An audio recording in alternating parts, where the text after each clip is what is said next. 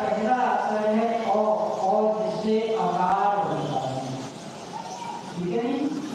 तो ये पहला अक्षर औ हो गया। अब उसके बाद होठों को मिलाने से कौन सा अक्षर बोला जाता है?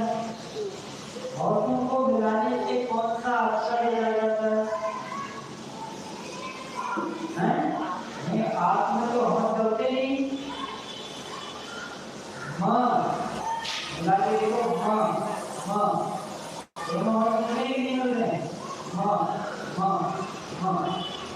तो ये जो म है ये ओम का अंतिम अक्षर है बकार, अकार और बकार।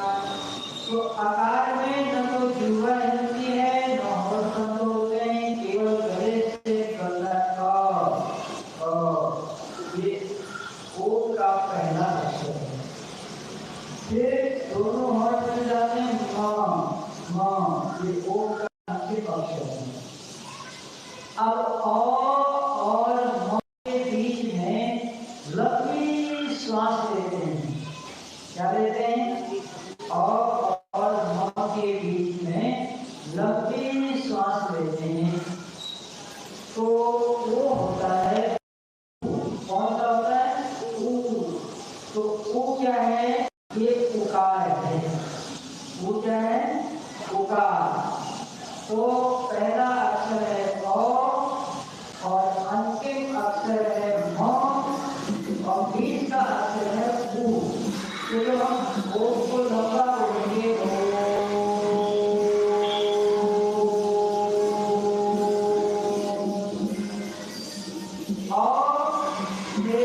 और म के बीच में जो अक्षर है उसका नाम है ऊ। क्या नाम है? ऊ। तो अब क्या नाम? और धन म बराबर ओ। अब बनाना हो शब्द तो ओ को बोलने का ये सही तरीका। वैसे हम शॉर्ट में बोल रहे हैं ओ, ये शॉर्ट में ओ, ये शॉर्ट है। लेकिन शुरू कहाँ कैसे होगा?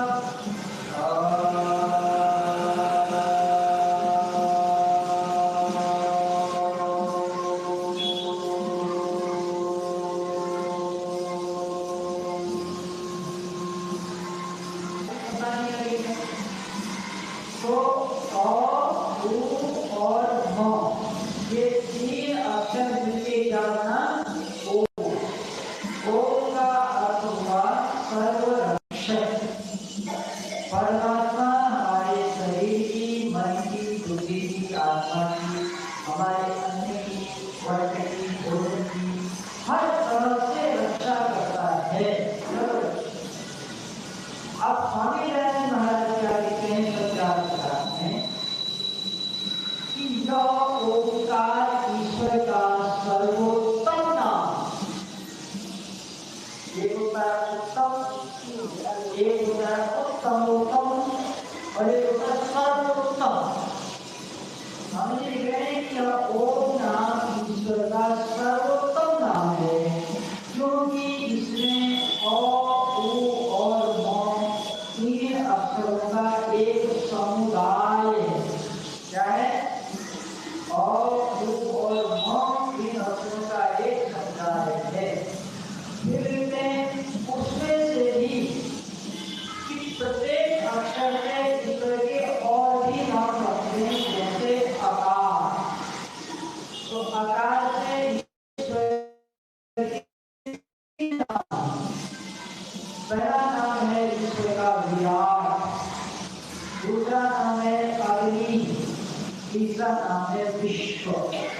आकार जो विविधम नाम जगत रहती, प्रकाश रहती, सब विराट।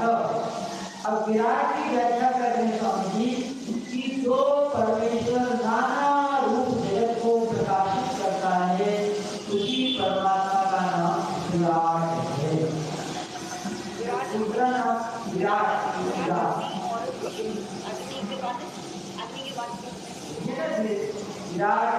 विराट के बाद अब दूसरा नाम आ रहा है अग्नि। तो अग्नि क्या है? जो अंचली गति अंगल की तो अयम अग्नि। अब अग्नि शब्द का अर्थ करें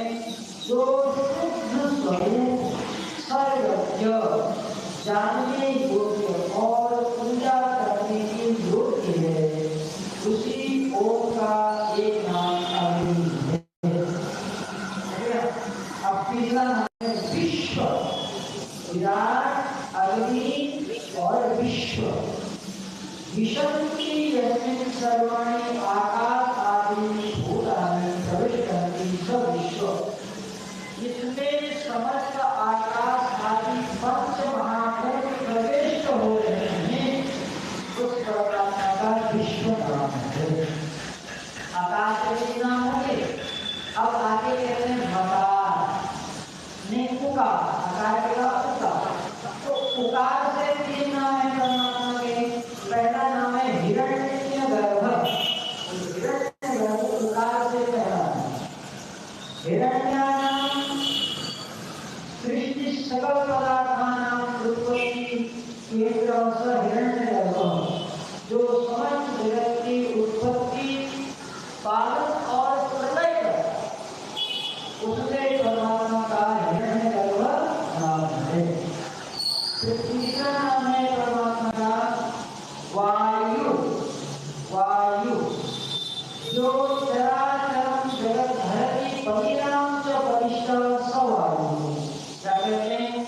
जो समस्त चर और अचर जगत को धारण कर रहा है, बलवानों से भी बलवान है, उस परमात्मा का वायु नाम है।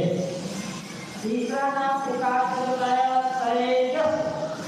तेजस माने जो ईश्वर जिसने धातु से तेजस शब्द बना है, जिसका अर्थ होता है जो परमात्मा तेजस स्वरूप है और संसार के समस्त तेजस्वी पदार्थों का निर्माता है, उस परमात्मा को तेजस कहा है। तो उकार से तीन नाम होंगे, हिरण्यगर्भ, वायु और तेजस। अब आता है बकार। तो बकार से भी ईश्वर के तीन नाम बता रहे हैं। पहला नाम बता रहे हैं ईश्वर। क्या नाम बताया? ईश्वर पहला नाम। दूसरा नाम बता रहे हैं आदित्य। नवग्रह से विद्यते यस्य सो अदिति स आदित्य, अर्थात जिसका कभी कोई खंडन नहीं होता, ऐसे परमात्मा का नाम आदित्य है। और बकार से तीसरा नाम बता रहे हैं प्राज्ञ। प्राज्ञ जो विशेष ज्ञान से युक्त है। तो इस प्रकार से तीन नाम आकार से, तीन नाम उकार से और तीन नाम आकार से बताए। तो जिस समय आप ओम का जाप करें तो इसकी तीन प्रक्रिया है। पहली प्रक्रिया क्या है कि आप ओम का उच्चारण करें, शब्द का उच्चारण। दूसरी प्रक्रिया है अर्थ का अनुकरण, उसका अर्थ भी। यदि आप जाप कर रहे हैं और अर्थ नहीं कर रहे तो जाप आपका सफल नहीं होगा। महाराज कह रहे हैं कि ओम का जाप करते समय उसकी भावना भी मन में बनाओ। अब तीसरा है आचरण। तो आचरण होता है व्यवहार। आचरण का होता है, आप इसको समझिए, आपने पहले ओम कहा, शुद्ध उच्चारण किया, फिर मन में आपने चिंतन किया कि ये परमात्मा आप सब रक्षक हैं। अब आचरण में क्या? आपको जीवन में पूरे दिन भर यह अनुभव होना चाहिए कि परमात्मा मेरी रक्षा कर रहा है, इसका अनुभव भी करना होगा, तब ये जाप पूरा होगा आपका। शब्द का उच्चारण, अर्थ की भावना और व्यवहार में आचरण। जैसे ईश्वर सच्चिदानंद स्वरूप है। अब आपको व्यवहार में क्या देखना है कि मेरे जीवन में कोई दुख नहीं आ रहा है। क्यों नहीं आ रहा है? क्योंकि मैं सच्चिदानंद का उपासक हूं। ईश्वर आनंद स्वरूप है और मैं उसका सेवक, उसका पुत्र हूँ, सेवक हूँ, शिष्य हूँ, भक्त हूँ, उपासक हूँ। तो मैं जब उसकी गोद में रह रहा हूँ तो मुझे कैसे आएंगे भाई? तो बोला प्रारंभ से आ रहे हैं, उनका क्या होगा? बुलाने। प्रारंभ से जो आ रहा है, चाहे सुख आ रहा है चाहे दुख आ रहा है, वो पकड़ना नहीं है, वो जा रहा है। क्या हो रहा है?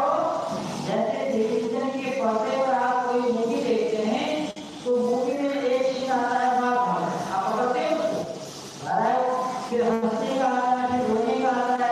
तो जैसे मूवी में, टीवी में दृश्य आ रहे हैं, जा रहे हैं, ऐसे ही जीवन में भी सुख आ रहे हैं और जा रहे हैं। तो उस पर आपको अटकना नहीं है। आपको अटकना इस बिंदु पर है कि मैं आनंद स्वरूप हूँ, परमात्मा आनंद स्वरूप है, मैं उसके समीप रहता हूँ, इसलिए मैं भी आनंदित हो रहा हूँ।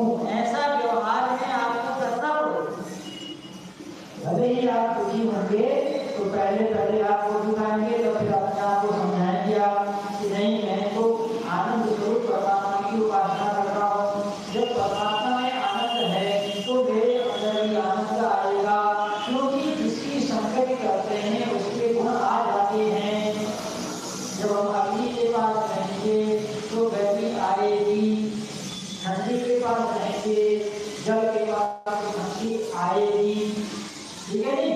शराबी के साथ रहेंगे तो लोग कहेंगे ये भी शराबी है, भले आप नहीं पीते, आप बहुत अच्छे आदमी हो और आपको बस पकड़नी है और बस आपके शराब की दुकान के सामने ही खड़ी होती है।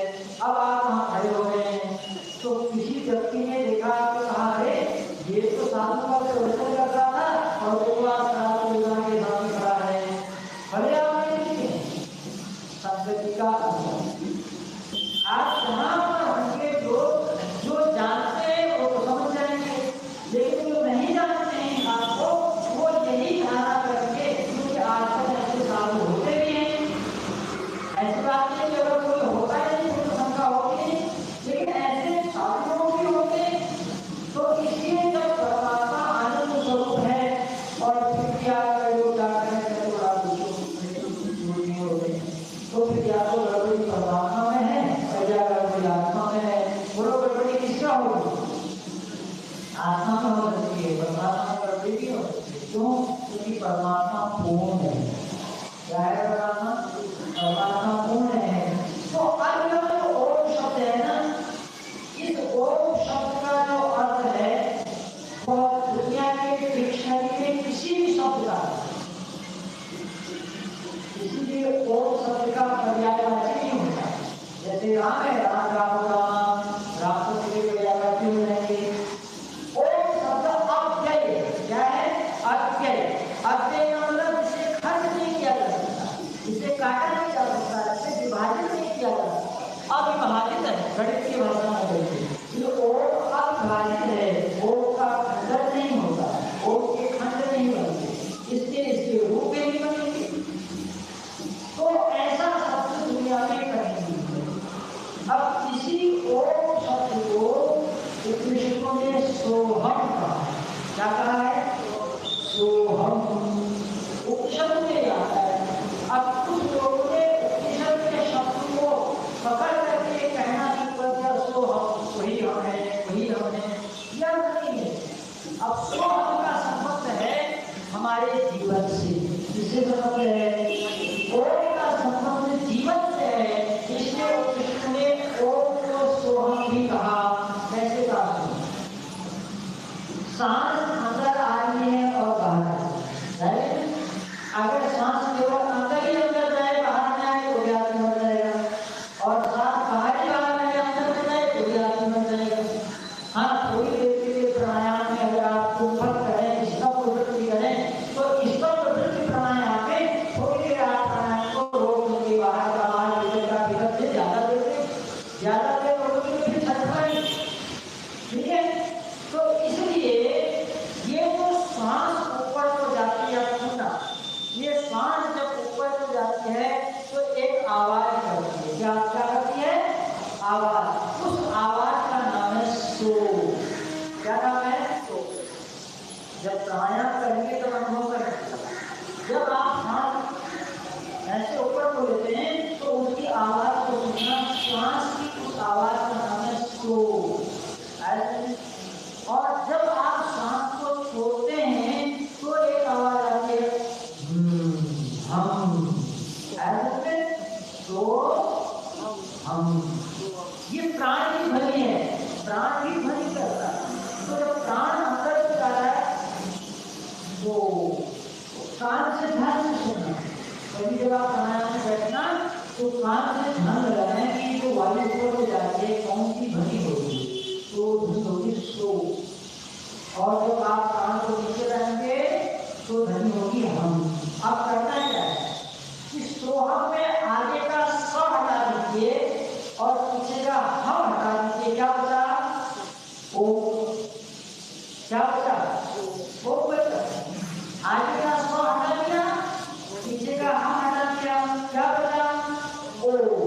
अब ऋषि का क्या कहना है? ऋषि कहते हैं कि ईश्वर का जितना छोटा नाम है उतना ध्यान में मन लगेगा। बड़े बड़े शब्द होंगे, श्री राम जय राम जय जय राम, ध्यान भी लगेगा, बड़ा राधे राधे राधे राधे राधे राधे राधे, बड़ा ओ सबसे छोटा। तो ऋषियों ने, उपनिषद के ऋषियों ने कहा, क्या कहा कि ये तो प्राणायाम में सोहम की ध्वनि हो रही है, ये सोहम वास्तव में ओम ही है। आगे का सौ हटाओ और पीछे का हम हटाओ और जो बचेगा वो क्या होगा, ओम। ये उपनिषद का है, ठीक है। तो उपनिषद क्या है, ऋषियों के वेद मंत्रों का जो व्याख्यान है वो उपनिषद है। तो इस प्रकार से यदि आप ओम का उच्चारण करेंगे तो आपको पूरा पूरा लाभ होगा। और आपने कभी टीवी देखा होगा ना, टीवी में कितने रंग होते हैं बता सकते हैं? टीवी में 3 ही रंग होते हैं। कितने रंग होते हैं? लाल,